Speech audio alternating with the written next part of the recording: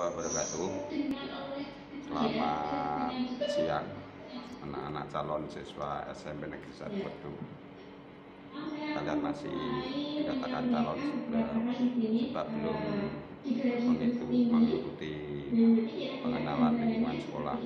Nah, lewat daring ini ada beberapa hal yang perlu saya sampaikan, yaitu diantaranya adalah bahwa dalam satu sistem, dalam satu kegiatan itu ada yang namanya ketentuan, tata tertib, dan undang-undang. Begitu juga di SMP Negeri 1 Wedung, anak-anak. Di SMP Negeri 1 Wedung ada ketentuan-ketentuan yang harus dipatuhi oleh siswanya. Ketentuan-ketentuan tersebut disusun dalam bentuk suatu peraturan tata tertib. Dan perlu kalian ketahui bahwa tata tertib ini tidak hanya untuk siswa. Para guru juga punya tata tertib sendiri. Staf karyawan kantor juga punya tata tertib sendiri. Dan tiap-tiap bagian kelas pun ada tata tertib di dalam kelas tersebut.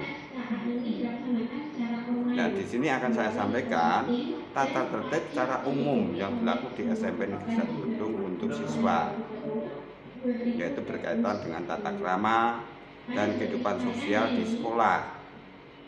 Merupakan rambu-rambu bagi siswa dalam bersikap, bertingkah laku, berucap, bertindak. Ini sangat penting sekali. Yang kedua, di sini kalian dituntut memiliki nilai ketakwaan. Nilai ketakwaan itu diwujudkan dalam bentuk sholat berjamaah. Kita sudah punya musola juga sendiri. Sopan santun pergaulan, bagaimana bersikap, pergaulan di dalam sekolah terhadap kakak kelasmu, terhadap bapak ibu guru, terhadap karyawan, terhadap penjaga sekolah, dan lain-lain unsur di sekolah tersebut harus dijaga. Santun, kedisiplinan dan ketertiban, siswa harus disiplin. Disiplin itu bertindak sesuai dengan aturan-aturan dan tidak ada kompromi sebenarnya disiplin itu. Tertib, ketertiban yang harus dilaksanakan.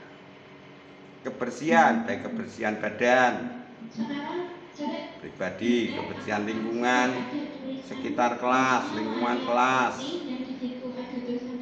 Itu wajib menjaga kebersihan. Salah satu contohnya kebersihan pribadi, mau berangkat sekolah harus mandi. Jangan berangkat sekolah kumut-kumut. Tahu enggak kumut-kumut? Kesehatan di sini kesehatan meliputi kesehatan jasmani dan rohani. Kesehatan jasmani itu ya kelihatan. Misalnya kalau sakit gigi ya giginya bengkak. Tapi kalau kesehatan rohani, badannya sehat, tapi rohaninya tidak sehat, jiwanya. Kerapian, dituntut kerapian segalanya, mulai dari ujung rambut sampai ujung kaki. Tata tertib rambut bagaimana nanti dijabarkan sendiri. Pakaiannya harus bagaimana, nanti ada penjabarannya sendiri. Sepatunya jangan sebelah kuning, sebelah hitam. Sepatunya hitam, talinya abang, merah. 2. Senin Selasa memakai seragam OSIS, yaitu atasan putih, bawahan biru dongker, dan atribut lengkap. Atribut meliputi badge OSIS, badge lokasi, dan kelas. Rabu Kamis memakai seragam batik sekolah. Itu hari Rabu dan Kamis memakai seragam batik sekolah. Jumat memakai seragam pramuka. Dan ingat, dari Sabtu memakai seragam batik nasional, artinya bebas. Batik nasional, bebas. Senin Selasa memakai sepatu warna hitam dan kaos kaki putih. Rabu Kamis juga memakai sepatu hitam, kaos kaki putih. Jumat memakai sepatu warna hitam dan kaos kaki hitam. Sabtu memakai sepatu bebas, kaos kaki bebas. Ingat, sepatu, bukan sepatu sandal. Sepatu loh ya, bukan sepatu sandal. Pakaian yang dikenakan tidak diizinkan untuk ditulis atau digambari, termasuk di sini pakaian olahraga, apapun bentuknya. B. Khusus laki-laki. Baju dimasukkan ke dalam celana. Baju dimasukkan ke dalam celana. Celananya celana panjang. Yang kedua, panjang celana sampai pada tumit kaki. Polok, anak-anak ngerti tumit di polok. Sampai dengan polok. Yang ketiga, celana dan lengan baju tidak digulung. Celana kadang-kadang digulung kayak wong kebanjiran. Enggak bener ya. Biar rapi. 4. Celana tidak disobek atau dijahit cutre. Cutre itu yang wombo kayak nyapu latar kayak. Ya. Juga tidak dibentuk sempit seperti jari ini celana pensil atau apa letet itu tidak dibenarkan. Merasa gaya-gayanan. Yang 5, model baju dan celana sesuai dengan edaran model seragam yang telah ditentukan sekolah. Nah, itu ada model, bentuk, itu harus wajib. Ojo kok anggere anu dumen ning pasar adol, terus kowe tuku ning pasar modele ra karuan benahi. Banyak toh pasar itu yang jual celana yang kantongnya ada 6, ya, depan 2, belakang 2, atau di samping lutut kiri kanan yang ada tutupnya itu tidak benar pakai celana seragam pergi ke sekolah seperti itu. Termasuk di sini hari Sabtu. Walaupun kamu bebas memakai batik ya yang sesuai celananya. Coba angger sak karepe dhewe. Ketentuan yang C, ketentuan untuk anak perempuan. 1. Baju dimasukkan ke dalam rok. 2. Panjang rok sesuai ketentuan. Yang 3, lengan baju tidak digulung, dibingkis istilahnya. 4. Semua siswa wajib berjilbab sesuai dengan warna seragam sekolah. Warna jilbab putih untuk seragam OSIS dan batik sekolah. Itu warnanya hijabnya putih. Dan warna hijabnya coklat muda untuk seragam pramuka. Ingat, memakai hijab juga ada tata cara ketentuannya. Tidak seperti para selebriti artis pakai hijab hanya kepalanya saja, yang lain-lainnya enggak. Tadi pakaian seragam umum. Terus pakaian yang kedua, pakaian olahraga. Pakaian olahraga. A. Siswa wajib memakai seragam olahraga yang dikeluarkan sekolah saat pelajaran olahraga praktek. Ingat, hanya memakai seragam olahraga pada jam pelajaran olahraga praktek, kecuali diperintahkan selain jam olahraga. Misalnya ada olahraga bersama dalam satu waktu tertentu, jalan sehat atau apa, itu sudah di luar ketentuan ini. Yang B, Seragam olahraga tidak diperbolehkan untuk ditulisi atau digambari. Tadi di depan sudah saya jelaskan, cukup jelas. Mengecat rambut. Kadang-kadang kalian itu suka penampilan yang lagi ngetren, rambut dibuat seperti manuk podang, warna kuning, warna merah, seperti itu. Tidak usah. Begitu juga kuku tidak perlu dicat. C. Tidak diperkenankan atau dilarang bertato. Ora sareko-reko nggambar tato nganggo spidol, gaya-gayanan. Tidak usah seperti itu. Yang D. Mengenakan perhiasan yang mencolok. Kadang-kadang kan cah lanang nganggo kalung, cah putri nganggo kaya toko emas mlaku, ndak perlu. Tinggal saja di rumah semuanya. Nanti risiko laline hilang, nanti sekolah jadi urusan.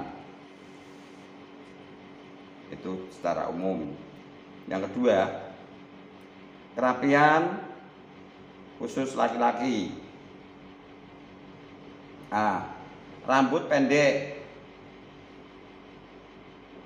dengan model rambut yang pantas untuk anak sekolah. Tidak boleh model mohawk. Model mohawk itu yang sini ini tipis, sini mancung seperti itu. Ya, itu model mohawk. Sampai sendiri mohawk itu kadang-kadang hanya ikut-ikutan, tidak tahu mohawk itu seperti apa sebenarnya. Tidak boleh diberi list. Setelah itu ngarani dalan tumo, tidak usah seperti itu. Dan tidak boleh model gundul,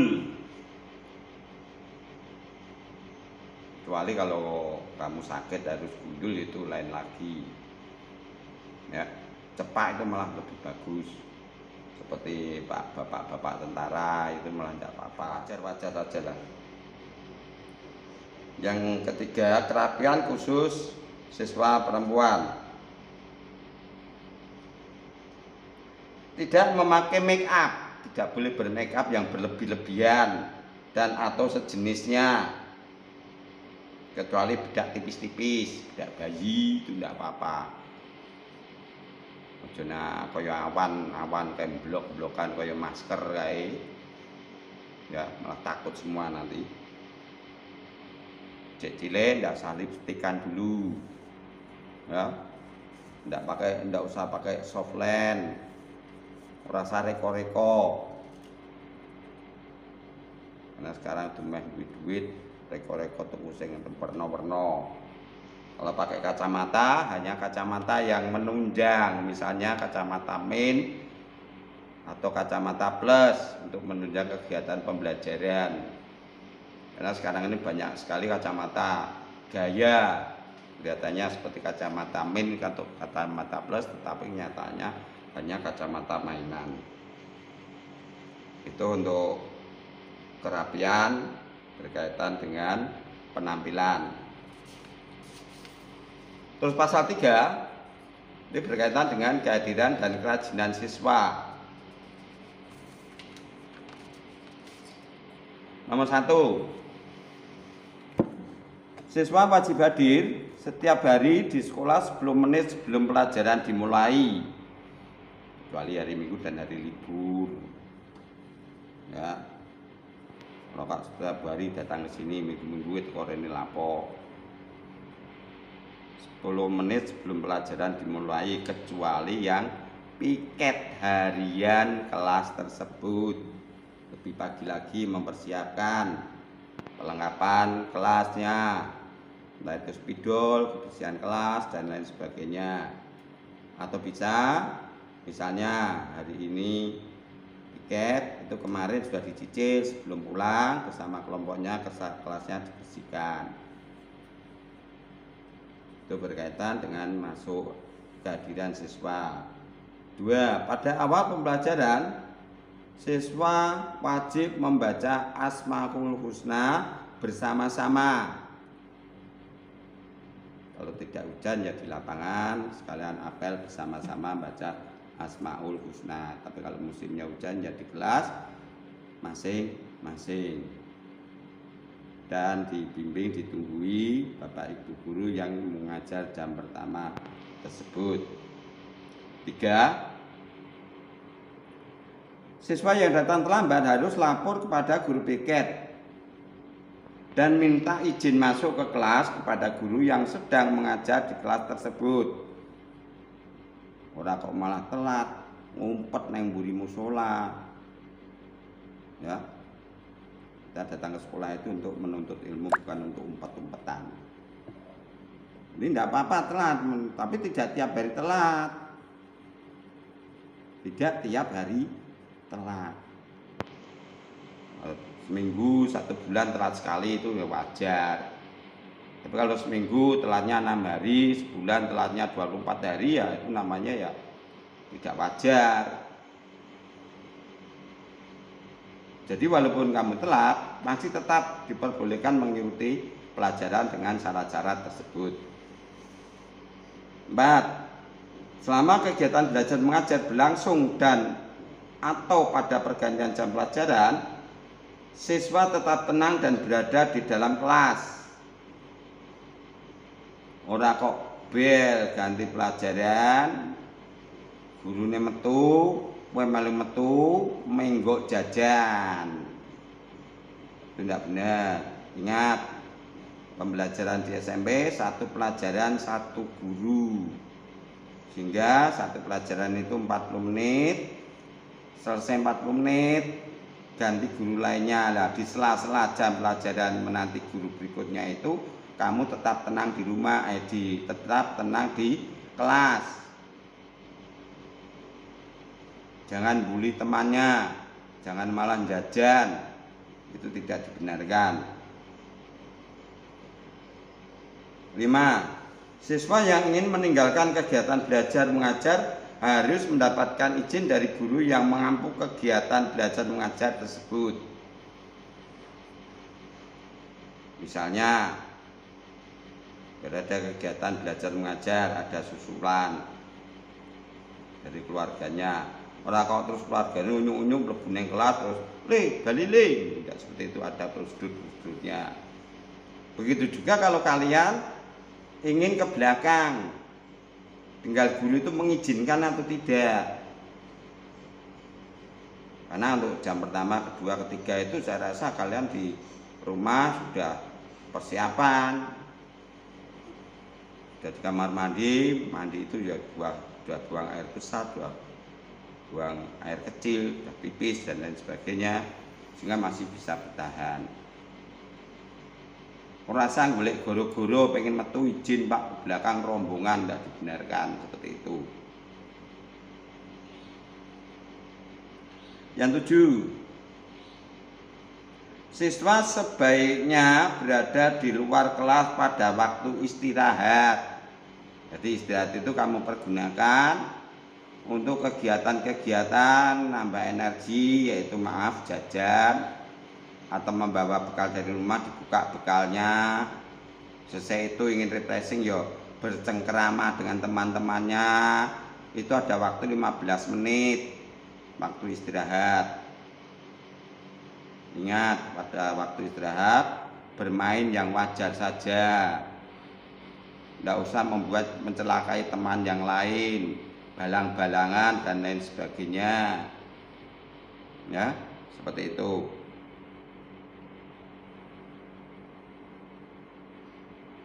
8. Siswa berhak menggunakan fasilitas sekolah yang ada dengan kewajiban mematuhi peraturan atau tata tertib penggunaan fasilitas sekolah tersebut. Jadi nak neng bisi, nang lu wis ana tata carane. WC kanggo perempuan sendiri, WC laki-laki sendiri. Nak buka lawang ya sing halus, nutup lawang sing halus. Ora kok lawang mbok pancal. tidak seperti itu. Kalau ke perpustakaan, tujuan perpustakaan itu belajar, taati aturan-aturan di perpustakaan yang benar. Itu fasilitas-fasilitas yang lain pun juga demikian. Misalnya nanti Bapak Ibu guru ada yang mengajak kalian ke laboratorium fisika atau laboratorium biologi atau lab komputer. Di situ ada peraturan-peraturan yang harus kalian taati. Karena semuanya itu untuk menunjang kegiatan belajar mengajar bersama. 9. Siswa diwajibkan pulang langsung meninggalkan sekolah menuju rumah masing-masing, kecuali siswa yang mengikuti kegiatan ekstrakurikuler dan atau kegiatan sekolah yang lain. Pulang langsung pulang, tidak usah dulan, kluyat-kluyur di luar jam pelajaran memakai seragam. Nek ana apa-apa sing disalahke gurune, pulang langsung pulang kecuali ada kegiatan sekolah lainnya yang diminta kalian tinggal di sekolah. Misalnya ada rapat yang melibatkan kalian, ada kegiatan yang melibatkan kalian, nah kalian nanti diminta tinggal sebentar di sekolah. Termasuk di sini yaitu kegiatan ekstrakurikuler, misalnya pramuka atau olahraga, seperti itu. Yang 10, pada waktu pulang sekolah siswa dilarang duduk-duduk nongkrong di tepi jalan atau tempat fasilitas umum yang lain. Jadi pulang langsung pulang, seperti saya katakan tadi, pakai seragam, bulan-bulan nongkrong di pinggir jalan itu tidak benar. Pulang langsung pulang saja. Biasanya yang rumahnya Wedung itu ada angkutan yang menunggu di depan. Yang rumahnya Wedung, yang rumahnya Bunga jalan kaki, yang rumahnya Berahan yang naik sepeda. Ya, itu kegiatan berkaitan dengan pasal 3, kehadiran dan kerajinan siswa. Setiap siswa diharuskan mengikuti kegiatan keagamaan yang diselenggarakan oleh sekolah sesuai dengan agama yang dianut. Jadi di sekolah itu ada kegiatan-kegiatan keagamaan. Misalnya kegiatan agama Isra Mi'raj, ya. Nah itu bentuknya bentuk pengajian atau pemberian tugas atau dan lain sebagainya. Itu siswa wajib mengikuti kegiatan keagamaan tersebut. Jangan meremehkan, jangan halah, seperti itu. Pasal 8 berkaitan dengan larangan-larangan. Nah ini perlu kalian perhatikan baik-baik, larangan-larangan apa toh yang tidak boleh dilakukan di sekolah. Siswa dilarang 1. Merokok, meminum minuman keras, mengedarkan dan mengkonsumsi narkoba, berpacaran di lingkungan sekolah,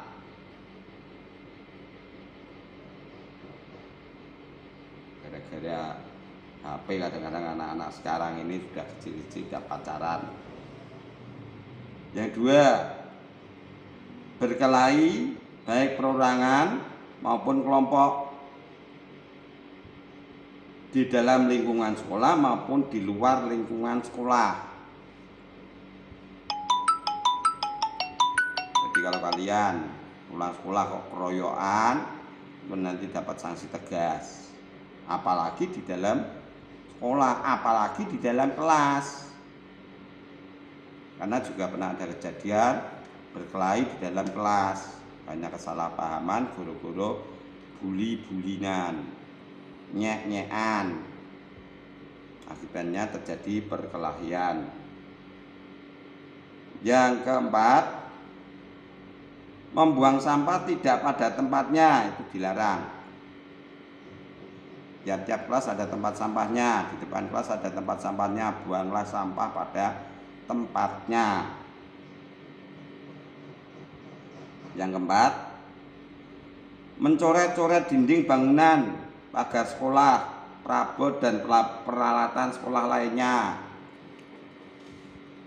Kadang-kadang kalau pas gurunya ada tugas luar, kalian diberikan tugas untuk dikerjakan dan tidak ditungguni, tangan kalian itu mulai gratil. Pakai spidol yang untuk mengajar itu tulis diorek-orek lah karuan gunai. Itu dilarang, tidak diperbolehkan. Yang keempat, berbicara kotor, mengumpat, menggunjing, menghina atau menyapa antar sesama siswa atau warga sekolah dengan kata sapaan atau panggilan yang tidak senonoh. Tidak senonoh itu tidak pantas. Ya, kalau saya contohkan ya tidak pas di sini. Kalian tahu sendiri cara kotor itu seperti apa.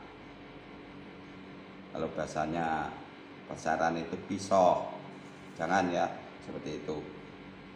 Yang keenam, membawa barang yang tidak ada hubungan dengan kepentingan kegiatan sekolah atau kegiatan belajar mengajar, seperti senjata tajam atau alat yang bisa membahayakan keselamatan orang lain. Senjata tajam itu pisau, cutter besar. Kalau tidak ada kegiatan prakarya kok bawa cutter besar tentu apa. Yang ketujuh, dilarang membawa, membaca dan atau menonton, mengedarkan bacaan, gambar, skema, audio, video porno. Dan nomor 7 itu berkaitan dengan pornografi. Itu jangan dilakukan. 8. Membawa kartu alat judi, kartu atau alat judi dan bermain judi. Dilarang. Terus intinya iki rasa nggawa domino, rasa nggawa remi nang sekolahan. Ora ono manfaate apa meneh kok berjudi. 9. Membawa handphone atau HP atau telepon genggam dan atau alat komunikasi sejenis lainnya, kecuali diperintahkan oleh Bapak Ibu guru yang bersangkutan hanya pada mata pelajaran tersebut. Setelah itu dikumpulkan kembali pada Bapak Ibu guru yang memerintahkan. Jadi kalau Bapak Ibu guru itu ada yang merintah besok bawa HP, ya hanya Bapak Ibu guru itu saja pelajaran itu, misalnya seni tari, ya hanya pada guru seni tari itu saja. Setelah itu dikumpulkan kembali ke guru tersebut, nanti pulang diambil untuk menghindari hal-hal yang tidak diinginkan. Terlalu lama pegang HP di sekolah malah tidak jadi belajar. 10. Mengendarai, membawa dan memarkir kendaraan bermotor di lingkungan sekolah. Ya jelas nomor 10 itu. Mengendarai, membawa dan memarkir kendaraan bermotor di lingkungan sekolah. Bab 2. Sanksi-sanksi dari pelanggaran yang dilaksanakan, yaitu bab 2 berisi pelanggaran dan sanksi. Siswa yang melakukan pelanggaran terhadap ketentuan yang tercantum dalam tata krama dan tata tertib kehidupan sosial sekolah dikenakan sanksi sebagai berikut. 1. Teguran, dileki cara kasar ini. Dileki. Yang kedua, penugasan. Misalnya baju kamu dikeluarkan karena dia itu ditugaskan kon mbak sampah. Yang ketiga, bila melakukan pelanggaran serupa dan lainnya, pemanggilan orang tua. sing dikandani wong tuane. Misalnya kamu ada operasi HP, kowe kecekel bawa HP, wong tuane diundang. Itu pemanggilan orang tua. Yang keempat, skorsing. Misalnya kamu berkelahi untuk menghindari kelakuan tindakan-tindakan selanjutnya, kamu dirumahkan dahulu. Yang kelima, dikeluarkan dari sekolah atau dikembalikan kepada orang tua, karena sekolah sudah tidak sanggup mendidik kalian yang banyak melakukan pelanggaran yang tidak bisa ditolerir kembali. Itu pelanggaran yang sangat berat sekali. Bab 3 tentang aturan tambahan. Apabila hal-hal yang belum ada dalam tata krama dan tata tertib kehidupan sosial, maka hal-hal tersebut dikembalikan ke peraturan perundang-undangan yang berlaku. Apabila ada ketentuan dalam tata krama dan tata tertib kehidupan sosial di sekolah yang sekiranya bertentangan dengan peraturan perundangan yang lebih tinggi, maka perlu adanya pembenahan dan pembetulan sesuai dengan tata cara yang berlaku. Ditetapkan di gedung